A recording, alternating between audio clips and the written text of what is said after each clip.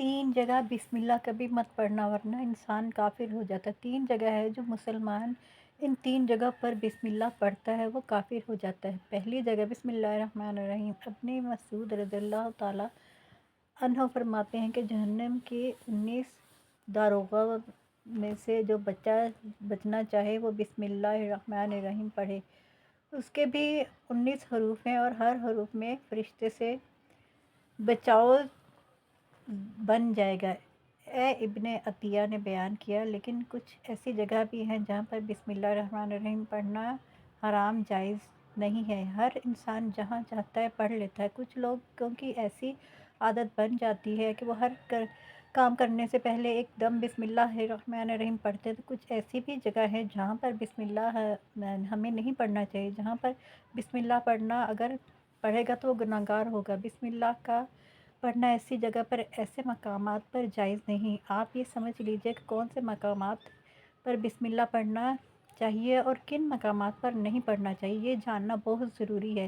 ناظرین، آپ نے سنا ہوگا کہ ہر کام شروع کرنے سے پہلے بسم اللہ الرحمن الرحیم پڑھنا چاہیے، کیونکہ بسم اللہ الرحمن الرحیم کا معنی ہے کہ اللہ کے نام سے شروع جو بڑا مہربان نہایت رحم والا ہے، یعنی ہم ہر کام شروع کرنے سے پہلے اللہ کا نام لیتے ہیں تاکہ اللہ ہمارے کام میں برکت عطا فرما دے۔ اور بسم اللہ پڑھنے کے فائدے بھی بہت زیادہ ہوتے ہیں کہ اگر انسان کسی کام کو کرنا چاہے تو اللہ تبارک و تعالیٰ اس کے کام میں برکت عطا فرماتے ہیں۔ یہ اس سنت بھی ہے، حضور اقدس صلی اللہ علیہ وآلہ وسلم نے بھی فرمایا۔ بہت سارے مقامات پر ہمیں بسم اللہ الرحمن الرحیم پڑھنے کی تاکید فرمائی ہے اور حضور صلی اللہ علیہ وآلہ وسلم نے بسم اللہ الرحمن الرحیم پڑھنے کا حکم دیا ہے۔ اب اگر آپ کوئی بھی نیک کام شروع کر رہے ہیں، اس نیک کام کو شروع کرنے سے پہلے بسم اللہ الرحمن الرحیم اگر آپ پڑھ لیں تو آپ کی سنت بھی ادا ہو جائے گی اور اس پر آپ کو ثواب بھی ملے گا اور اس کی برکتیں تو بے شمار آپ کو ملیں گی۔ اور اگر آپ نے کسی نیک کام کو شروع کرنے سے پہلے بسم اللہ پڑھ لیا تو پھر انشاءاللہ اس کام میں آپ کا نقصان نہیں ہوگا۔ اللہ تعالیٰ خود آپ کا حامی و مددگار اور حامی و ناصر بن جائے گا، کیونکہ آپ نے اپنے اس کام کو اللہ کے نام سے شروع کیا ہے۔ اس کا کہ ہمارا کام تھا کرنا اور بندہ کیا کرتا ہے، جو اس کے بس میں ہوتا ہے۔ بندہ تو اسباب اختیار کرتا ہے اور بندہ کر بھی کیا سکتا ہے۔ بندے کی ذمہ داری صرف اسباب اختیار کرنا ہے کہ آپ کسی کام کو کرنے سے پہلے اسباب اختیار کریں کہ ہمیں یہ کام کرنا، باقی آپ اللہ کے سپرد کر دیں۔ آپ اپنے کام کو کریں، باقی جو آپ کا کام ہے وہ اللہ تبارک و تعالیٰ کے سپرد کر دیں۔ ایک مرتبہ ایک صحابی آ کر عرض کی کہ یا رسول اللہ صلی اللہ علیہ وسلم، میں پریشان ہوں، ہمارے اونٹ کہیں کھو گئے ہیں۔ تو آپ صلی اللہ علیہ وآلہ وسلم نے ان کو یہ بتایا کہ اللہ پر بھروسہ کرو، اللہ پر بھروسہ ہی اصل چیز ہے۔ جن لوگوں نے اللہ پر بھروسہ کر لیا، اللہ پاک کافی بہترین کارساز ہے۔ تو کچھ صحابہ کرام کہنے لگے کہ یا رسول اللہ صلی اللہ علیہ وسلم، ہمیں اللہ کی ذات پر بھروسہ ہے، کیا ہم اپنے اونٹوں کو ایسے ہی چھوڑ دیں؟ اگر ہماری قسمت میں ہوں گے تو ہمارے اونٹ واپس آ جائیں گے اور مقدر میں نہیں ہوں گے تو پہلے چلے جائیں گے۔ ہمیں اللہ کی ذات پر بھروسہ ہے۔ تو آپ صلی اللہ علیہ وآلہ وسلم نے فرمایا کہ نہیں، پہلے اپنے اونٹ کو باندھو، پھر اللہ کی ذات پر یقین کرو، پھر اللہ کی ذات پر بھروسہ کرو، یعنی ہمارے ذمے کے کام جو کرنے کے ہیں وہ ہمیں کرنے ہیں۔ اور لازمی اسباب کا انکار کرنے والا جاہل ہوتا ہے۔ اسباب کا انسان اختیار نہیں کر سکتا۔ نہیں، ہم تو ہاتھ پر ہاتھ رکھ کے بیٹھ جائیں گے، اب اللہ کھلائیں گے، کیونکہ رازق تو اللہ ہی ہے، وہ ہمیں کھلائے گا، لیکن وہ اپنی محنت کیجئے، آپ اسباب اختیار کیجئے، پھر اللہ کی ذات پر چھوڑ دو۔ آپ پہلے جاؤ مزدوری کرو، آپ کام پر جاؤ، آپ کاروبار کرو، پھر اللہ کی ذات پر چھوڑ دو کہ اے پروردگار عالم، اب ہمارا جو کام تھا ہم نے کر لیا، آگے تیری رضا ہے اور تیری رحمت کی ہم امیدوار ہیں۔ صرف ہمارے کمانے سے رزق تھوڑی ملتا ہے، آپ نے کمایا بس کما کے لے آئے۔ اس کے علاوہ آپ غور کیجئے کہ دانے کو زمین سے نکالا کس نے، اور اس کے بعد پھر اس کو گیہوں کی شکل میں، پھر وہ آٹے کی شکل میں بنا، پھر روٹی بنتی۔ ہم سمجھ رہے ہیں کہ یہ ہماری محنت سے ہو رہا ہے، ہم نے تو روٹی بنائی، روٹی بنا کے وہ گوشت یا سالن یا سبزی ہمارے سامنے آئی، اس کے بعد ہم نے جیسے اس کو بسم اللہ الرحمن الرحیم پڑھ کے کھایا تو اب ہمارے حلق پر ایک فرشتہ بیٹھا ہے اور وہ فرشتہ اب اللہ سے اجازت مانگ رہا ہے کہ حلق میں ہماری 2 نالیاں ہوتی ہیں۔ ایک نالی ہوتی ہے جو سانس کی ہوتی ہے، ایک نالی وہ ہوتی ہے جو کہ رزق جس کے ذریعے سے رزق ہمارا اندر جاتا ہے، کھانا اندر جاتا ہے، تو یہ 2 نالیاں بالکل برابر ہوتی ہیں، دونوں کا ایک ہی چھید ہوتا ہے، لیکن پھر وہ اندر جا کر الگ الگ ہو جاتی ہیں۔ اب آپ نے یہ سوچ کر دیکھیے کہ فرشتہ یہاں بیٹھ کر اللہ تعالیٰ سے پوچھتا ہے ہمارے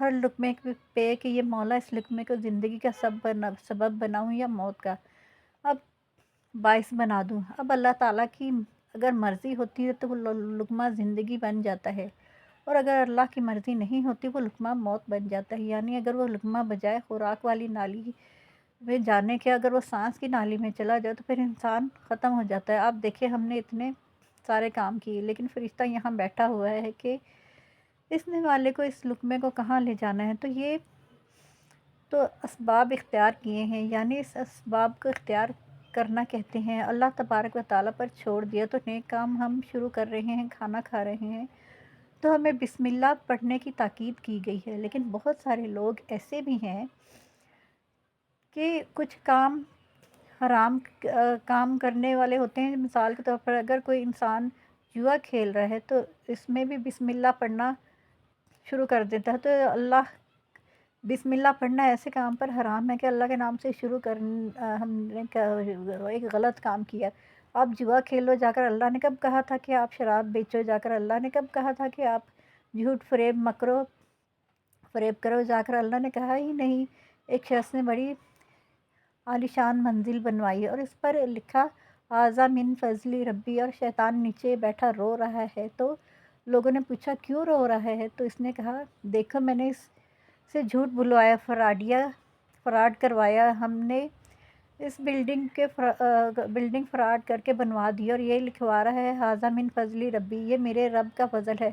اللہ نے کہا تھا کہ جھوٹ بول کر کمانا، اللہ نے کہا تھا کہ ڈھونگ کرنا، اللہ نے کہا تھا کہ فراڈ کر کے اتنا عالیشان محل بنانا، تو مقصد صرف یہ کہ شیطان ہر طرف سے انسان کو بہکاتا ہے، تو اس لیے حرام کاموں سے پہلے ہمیں بسم اللہ ہرگز نہیں پڑھنا۔ ہمیں ہر نیک کام کرنے سے پہلے بسم اللہ الرحمن الرحیم پڑھنا چاہیے۔ ہمیں احتیاط کرنا چاہیے کہ جب ہم باتھ روم کے اندر داخل ہوتے ہیں نہانے سے قبل بسم اللہ نہ پڑھیں، باتھ روم میں جانے سے پہلے ہم بسم اللہ الرحمن الرحیم پڑھیں، اور باتھ روم کے نکلنے کے بعد جب کپڑے پہنے ہیں تو پھر بسم اللہ الرحمن الرحیم پڑھیں۔ اور کوئی انسان کاروبار کرتا ہے، اس نے جھوٹ بولا اور پھر اس کے بعد پیسے لیتے وقت بسم اللہ الرحمن الرحیم پڑھتا ہو، تو ایسی جگہ پر جہاں پر حرام کام کا کوئی بندہ حرام کام کرتا ہے تو وہاں پر بسم اللہ الرحمن الرحیم نہیں پڑھنا چاہیے، کیونکہ اللہ تبارک و تعالیٰ نے آپ کو دنیا میں چھوٹ دے رکھی ہے کہ جیسا کرو گے ویسا بھرو گے۔ اللہ سب کو دیکھ رہا ہے کہ کون کیا کر رہا ہے، تو جو کچھ ہم کر رہے ہیں صحیح یا غلط، اس کے بعد بھی یہ لوگ کہتے ہیں کہ یہ تو اللہ کی مرضی ہے، لیکن یاد رکھنا اللہ کی مرضی نہیں ہے، اللہ کی اجازت ہے، اللہ نے آپ کو اجازت دی ہے، بس اللہ نے چھوٹ دی ہے کہ کر لو دنیا میں جیسا کرنا ہو۔ اللہ ظالم کو ڈھیل دیتا ہے لیکن جب رسی پکڑتا ہے تو چھوڑتا نہیں ہے۔ اللہ کی پکڑ بڑی سخت ہے، تو دنیا میں اللہ دیکھ رہا ہے، یہ مرضی نہیں ہے اللہ کی آپ گناہ کرو، لیکن اللہ نے بس اتنی اجازت دی ہے کہ آپ کر لو، دیکھیں کتنا کرو گے۔ ایک دن آؤ گے میرے پاس، جب آؤ گے تو تب ہم فیصلہ کریں گے۔ تو مالک یوم دین، انصاف کے دن کا حاکم، تو اللہ کی ربوبیت سمجھی، اور ہمیں یہ سمجھنا چاہیے کہ کون سے کام ہمیں کب کرنا چاہیے کب نہیں کرنا چاہیے۔ جو سنت رسول اللہ صلی اللہ علیہ وآلہ وسلم پر ہم عمل کریں گے تو اللہ تعالیٰ ہمیں کامیاب کر دے گا، دنیا میں بھی اور آخرت میں بھی انشاءاللہ۔ اللہ تعالیٰ ہمیں بہتر عمل کرنے کی توفیق عطا فرمائے اور ہمارا خاتمہ ایمان پر فرمائے، آمین۔ ناظرین، کمنٹ باکس میں اللہ تعالیٰ کے 99 ناموں میں سے ایک نام ضرور ٹائپ کیجیے۔